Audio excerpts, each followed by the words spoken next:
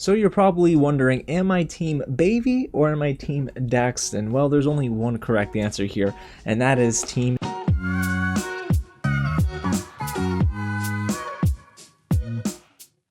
What's going on, everyone? James here with another real review, and today we're getting into all of my spoiler-free thoughts on Season 3 of Netflix's Never Have I Ever, which is now streaming on the platform. If you missed it, I have my review up with Darren, Barnet, and Jaren Lewison, and I'm going to be bringing you my reaction to the finale this weekend. But guys, this show is so special. It's so unique, and I've been loving Seasons 1 and 2, but did I love Season 3? Well, I'll tell you all that and more. But guys, before we get into my review, if it is your first time here at the channel, welcome to Real James, where I love talking about movies, TV, and all the news in between. So if you do too, go ahead and hit the big red button below, subscribe to the channel, tap on the bell, and hit the thumbs up button if you're a fan of Never Have I Ever, and get loud in the comments and let me know which moment in Season 3 was your favorite. And no, you can't say all of them. I just need one.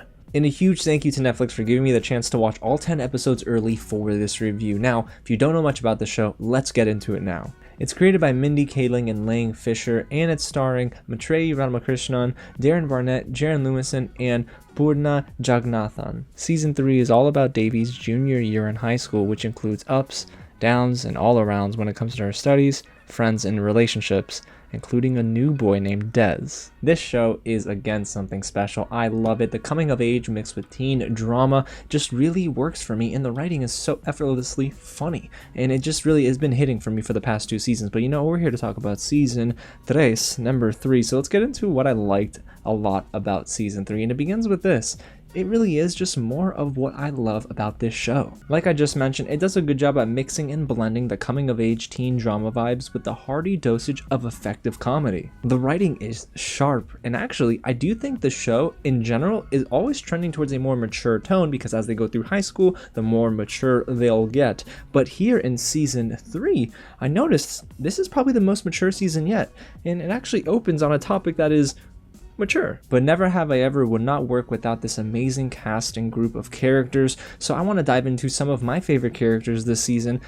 Basically, they showed a lot of growth in many areas of their lives this season, and it was all heartfelt. And it starts with Devi, who's played again by Maitreyi Ramakrishnan, and I really like her as an actor. I think this is a series that plays to her strengths, this deadpan humor sometimes, but also some very effective emotional beats that she's able to properly express. And I think she's an up-and-coming star in Hollywood, so it's just awesome to see her get dealt some more emotional material in this season. She also becomes much closer to her mother here, so there's a sweet heart-to-heart moment in episode 9 that almost brought me close to tears. And of course, there's more ups and downs with her relationships between Ben, Paxton, and now you gotta add Des into the mix. But I do feel like from an acting standpoint, Maitreyi was as witty as ever, and her screen presence is just incredible. So we got our leading gal out of the way, and now we gotta talk about Paxton, who's played by Darren Barnet. This guy is seriously just one character whose arc I honestly have loved to watch unfold over 3 seasons. And I do feel like Paxton was the character that grew the most this season. He owned up to his mistakes, applied himself in school, and even got some good news for his senior year. Now, the one thing I think they did different compared to seasons 1 and 2 is that Darren Barnet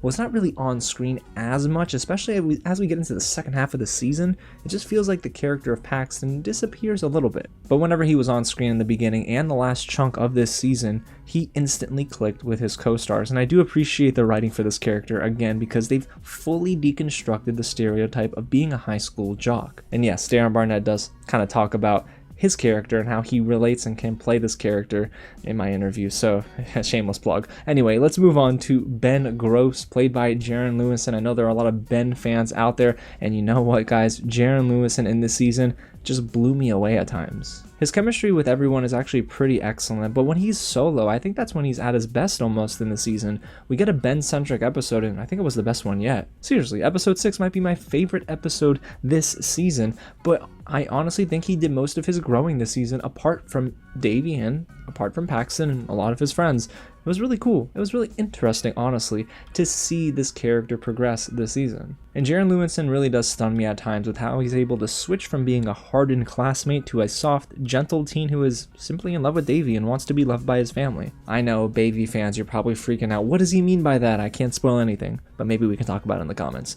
Alrighty, y'all, so let's get into the supporting group of characters, right? That's Devi's friends. Between Eleanor, who's played by Ramona Young, and Fabiola, who's played by Lee Rodriguez, I really feel like they balanced out each other a lot this season. My favorite comedic performance among the two, of course, is from Ramona Young, but the more emotional, grounded, down-to-earth performance comes from Lee Rodriguez, and I think both of them do a nice job at also balancing Devi out. So, guys, again, this series just kind of captures that really well, even though I do feel like Fabiola was given the short end of the stick at times in terms of her screen time.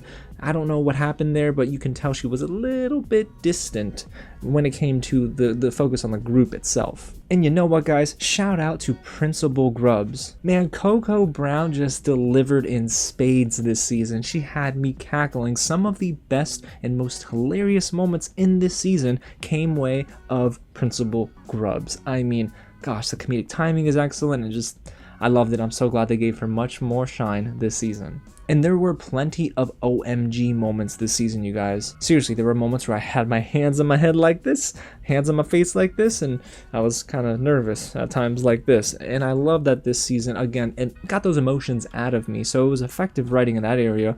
But there were a lot of unexpected twists and turns as well with Devi and her relationships. I didn't think they would bring in another romantic interest for Devi, and yes, I'm talking about Des, who's played by Anirudh Pisharodi. I wasn't sold on Devi and Des at first. Honestly, I thought it was a weird hiccup along the way when it came to Devi exploring her time between Paxton and Ben, who's she gonna choose, but eventually I understood why they decided to really focus on this subplot for a decent stretch in the middle of this season. We get a lot of time between Devi and Des and Devi, and their ship name, I guess, is Devi, but it's interesting to see why they decided to do this. But when you fully realize this, it actually it has a lot of implications for Devi and her mother. And the finale was really strong here. Even though it didn't make me cry, guys, I still felt really emotional. It made me feel nostalgic, and I did think, okay, I remember some of these moments in high school, or I remember conversations similar to this. But you can just kind of tell, guys, they're getting closer to the end of this series, and if I'm not mistaken, I think season 4 is the final season, but if it's not, I mean, it could very well be if they haven't announced it yet, because it's starting to feel that way, guys. But for all that is amazing, good, great, and heartfelt about Never Have I Ever, there are some negatives that we have to talk about. And honestly, guys, this season might not have been my favorite. I think it actually falls number 3 for me. If anything, my favorite seasons kind of go in order of the seasons themselves. 1, 2, and 3. I really enjoyed 2. I loved season 1, guys. That's what made me cry the hardest. But it was season 3 that made me think, okay, it's good, it's consistent, but it's not doing anything extraordinary, and that's what I was almost expecting, because this show continues to surprise me, and I was hoping to come away with a little bit more to chew on. And that's really due in large part to some of the characters in this season who were a bit lackluster compared to seasons 1 and 2. You have Nalini, who I think is a great character and is honestly someone who I think can get to Devi's level and provide a heavy dosage of emotion that we need in this show.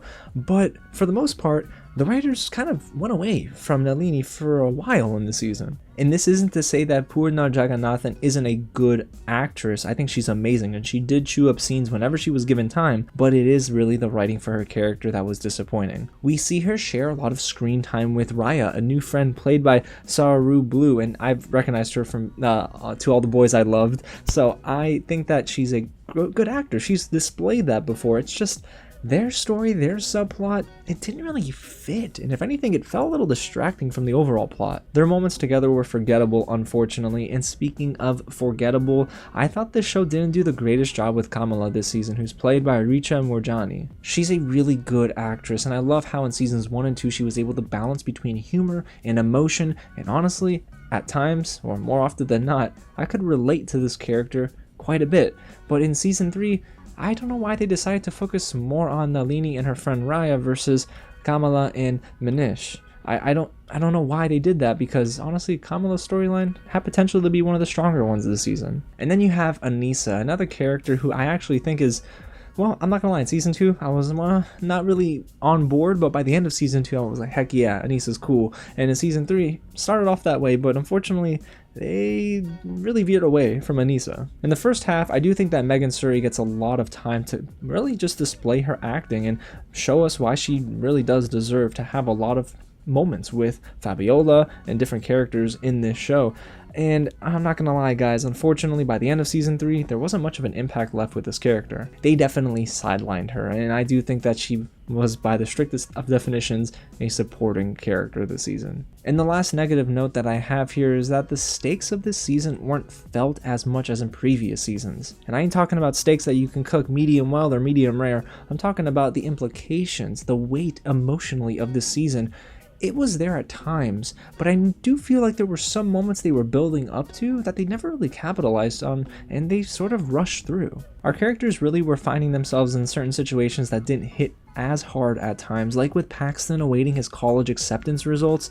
A lot of the emotion in that scene, and many others, it was a little forced. And that's never a good thing, especially when you know that this show is trying to hit home on this moment and it's a character defining moment, and I sort of just blinked and it was over. So I was hoping that maybe they focused a little bit more on that and less on some of the other distracting subplots, but I think it just comes down to them trying to cram a lot into 30-minute episodes, 10 episodes a season, so there's not a lot of room to really linger, and I was really hoping they would do that. But overall, you guys, after I think of the negatives and the positives, I gotta say, Never Have I Ever Season 3 was a solid season of television. This really is for the fans. If you're just maybe hopping into this and you don't have too much context with seasons 1 and 2, it might not hit as hard for you, but for me as a fan of this series, I really enjoyed my time with it. There are plenty of takeaways here, but the number one thing at the top of the list is that this season was the most mature yet, and it worked for me. There were so many moments with Devi that I honestly forgot that we were watching a comedy series, that this was super heartfelt, guys, and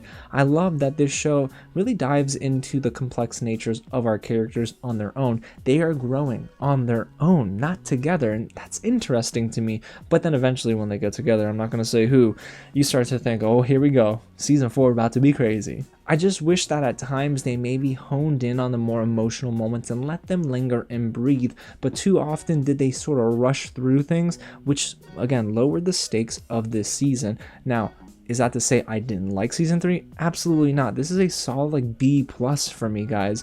I just wanted a little bit more from season 3 to make it one of my favorite seasons yet, but I think that crown still goes to season 1. So guys, there you have it. That's my real review of season 3 of Never Have I Ever. But you let me know down below in the comments what you think of this review and of season 3. Do you agree with me? Do you disagree with me? Are you kind of like right in the middle? And again, let me know down below which moment was your favorite. And I just know a certain group of fans, they're gonna latch onto one scene in particular. I'm sure you already know which scene that is. And hey, if you haven't already, hit the big red button below and subscribe to the channel, guys, for more reviews just like this. Alrighty, y'all. Well, you know what? I'm gonna go and I'm gonna go watch that finale again. It was so good. Alrighty, y'all. Again, thanks so much for watching, and I'll catch you at the next screening.